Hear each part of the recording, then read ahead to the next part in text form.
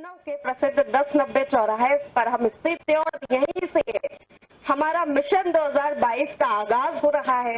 इस मिशन 2022 में बात होगी सिर्फ विधानसभा चुनाव की, बात होगी उन तमाम मुद्दों की जो जनता से जुड़े हुए हैं। यकीनन हम सभी जानते हैं कि उत्तर प्रदेश के विधानसभा चुनाव पर देश भर की नजर रहती है। विकास के वो तमाम मुद्दे जिन उम्मीदों पर, जो जनता की उम्मीदों पर है, कौन सा दल खरा उतरा है, ये तमाम सवाल रहेंगे। हमारे साथ खास पैनल जुड़ा हुआ है, आपका परिचय करा देते हैं। सबसे पहले हमारे साथ कांग्रेस से विकास श्रीवास्तव जी जुड़े हुए हैं। सर, बहुत स्वागत है आपका।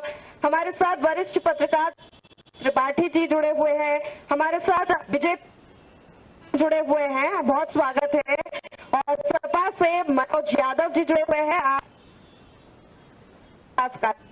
और इस कार्यक्रम में हम जनता से भी सीधे जुड़ने की कोशिश करेंगे। जनता के वो तमाम सवाल जो सरकार से उन्हें है, जो विपक्ष से उन्हें है, हम साना न्यूज उन्हें मंच देगा उनकी आवाज उन सरकार तक पहुंचाने के लिए, उन दलों तक पहुंचाने के लिए। शुरुआत में विनय आपसे कहना चाहूंगी, विधानसभा चुनाव है, सभी की नजर उत्तर प्रदेश के विधानसभा चुनाव पर रहती है।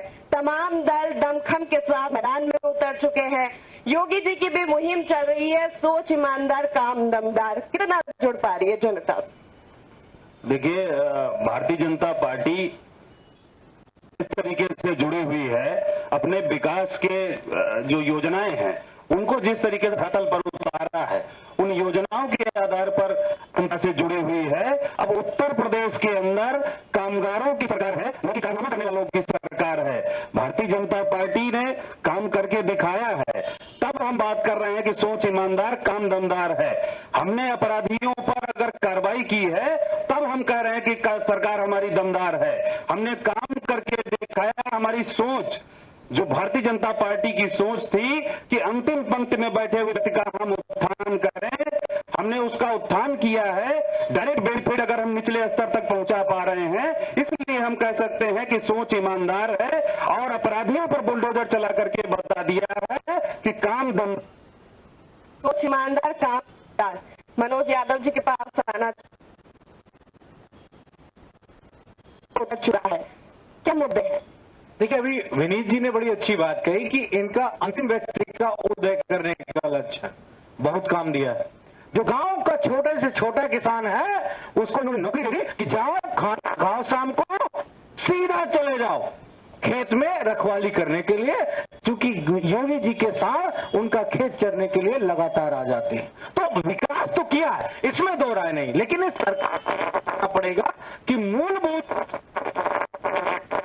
क्या उस चौराहे पे 2-3 बता सकती है सरकार? अगर नहीं तो मैं माफी चाहूंगा, आपने कोई काम नहीं किया है। जो सरकारें काम करती हैं वो काम दिखता है। वो सामने देखिए 1090 बना है, ये समाजवादी पार्टी की देन है। ये गेट बना है, ये बसपा की देन है। ये चौराहा बना है, ये किसी सरकार की देन है।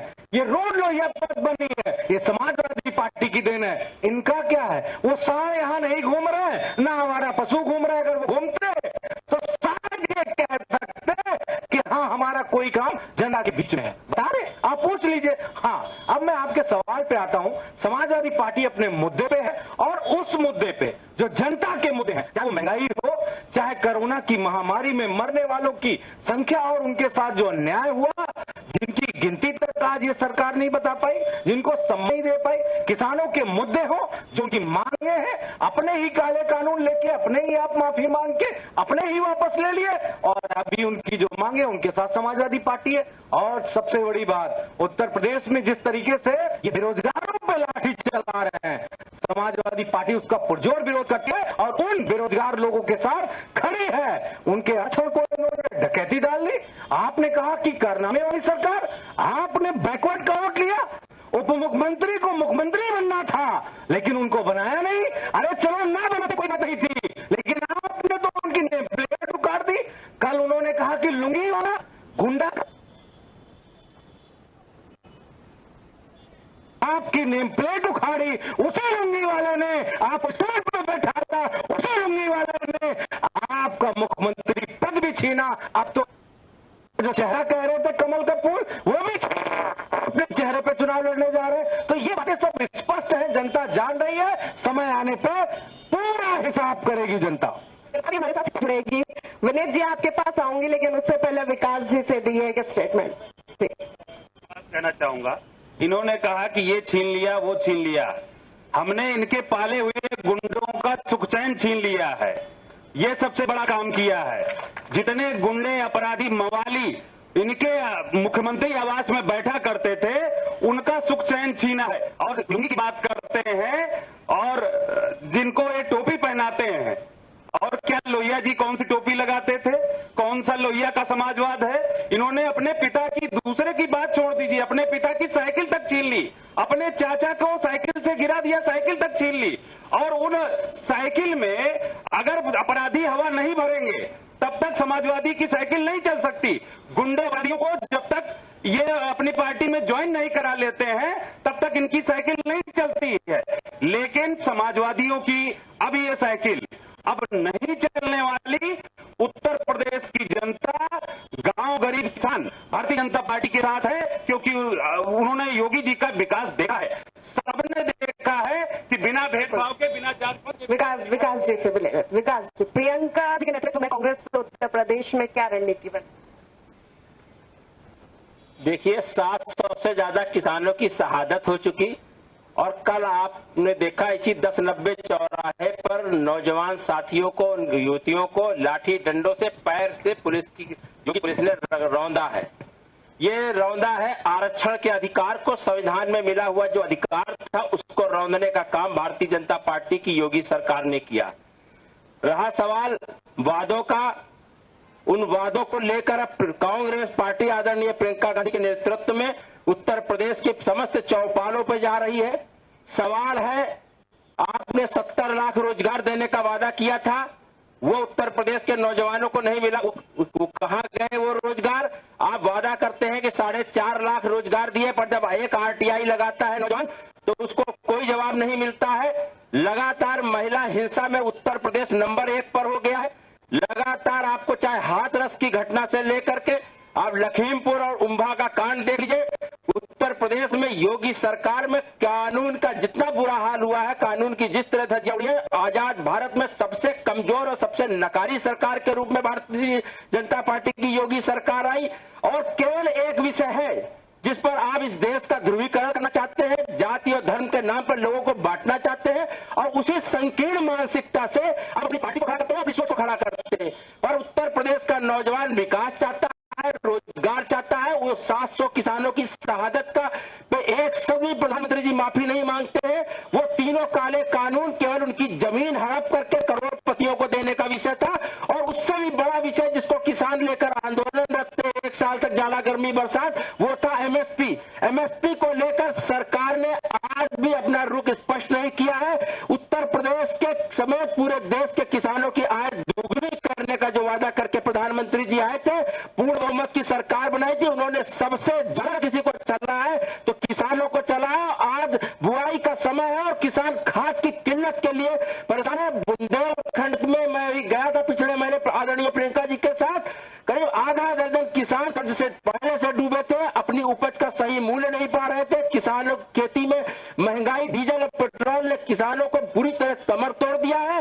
और आज चौतरफा मार खा रहा किसान को पीछे करके भारतीय जनता पार्टी करोड़ों रुपए जनता के पैसे का, आप जनता का पैसा लगा करके, आपने देखा इंडियन एक्सप्रेस में पश्चिम बंगाल का एलिवेटेड ब्रिज और अमेरिका की फैक्ट्री को, और अभी जेवर एयरपोर्ट पे आपने चाइना के एयरपोर्ट की फोटो लगाकर आप विकास का मॉडल बता रहे हैं। आपके पास विकास की एक भी तस्वीर नहीं है। पूर्ववर्ती सरकारों के बने हुए काटे हुए प्रोग्रामों को अपना बताना और इवेंट मैनेजमेंट करना, हेडिंग मैनेजमेंट करना और टीवी चैनलों के माध्यम से अपने आप को सर्वोपरि बताना। और इस देश को जब कुछ भी विकास के मुद्दों पर, धन मुद्दों पर और रोजगार पर मुद्दों पर जब बात होती है तो धर्म और जात के नाम पर हमको विभेद कर देना है, क्योंकि इनको भारत के संविधान पे भरोसा नहीं है। और आप लगातार देख रहे हैं कि भारतीय जनता पार्टी की केंद्र की 7.5 साल की मोदी सरकार हो, चाहे उत्तर प्रदेश की योगी सरकार, केवल एक एजेंडा की संविधान को तोड़ मरोड़ के छिन्न कर देना, उसकी मूल भावना को समाप्त कर देना है।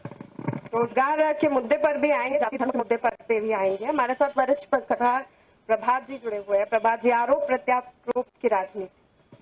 देखिए, जब चुनाव आते हैं और 2022 का जो ये विधानसभा चुनाव है, ये बहुत महत्वपूर्ण और ऐतिहासिक है।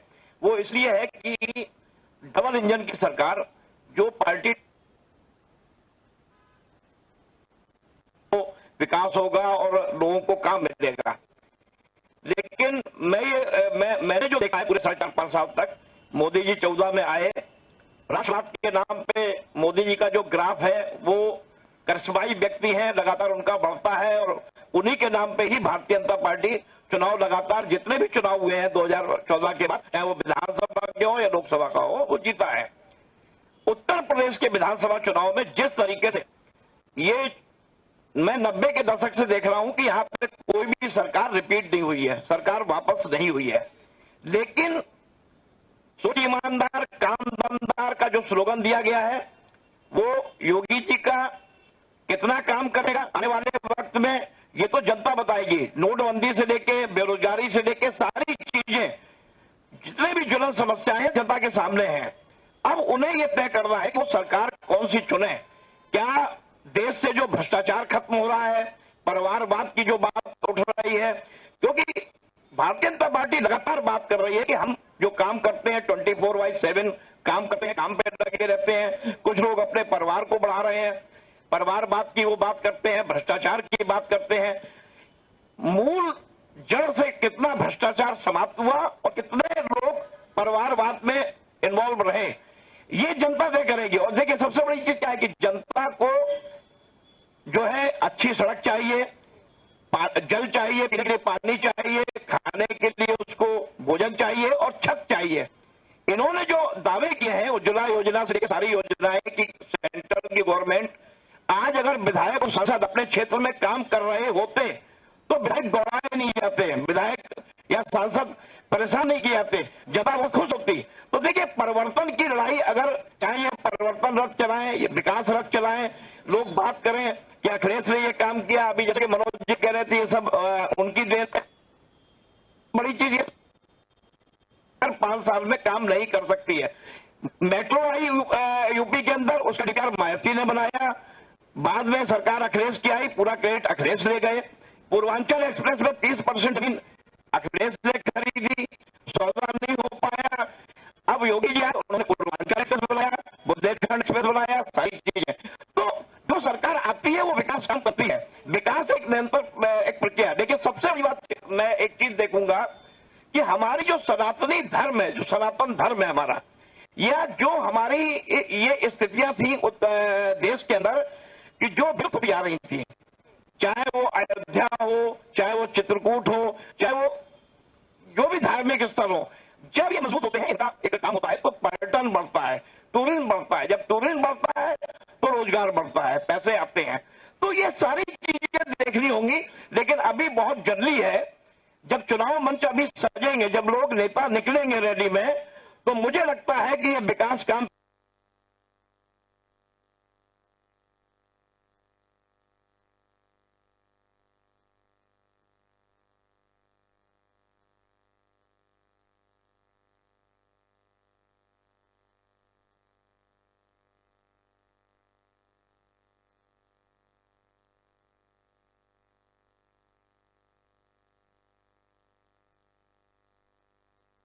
उनको जिस तरीके से धरातल पर उतारा है, उन योजनाओं के आधार पर जनता से जुड़ी हुई है। अब उत्तर प्रदेश के अंदर कामगारों की सरकार है, उनकी कारनामा करेंगे। जनता के वो तमाम सवाल जो सरकार से उन्हें है, जो विपक्ष से उन्हें है, हम साना न्यूज उन्हें मंच देगा, उनकी आवाज उन सरकार तक पहुंचाने के लिए, उन दलों तक पहुंचाने के लिए। शुरुआत में विनय आपसे कहना चाहूंगी, विधानसभा चुनाव है, सभी की उत्तर प्रदेश के विधानसभा चुनाव पर रहती है। तमाम दल दमखम के साथ मैदान में उतर चुके हैं। योगी जी की भी मुहिम चल रही है, सोच ईमानदार काम दमदार। कितना जुड़ पा रही है जनता? देखिए, भारतीय जनता पार्टी इस तरीके से जुड़ी हुई है, अपने विकास के जो योजनाएं हैं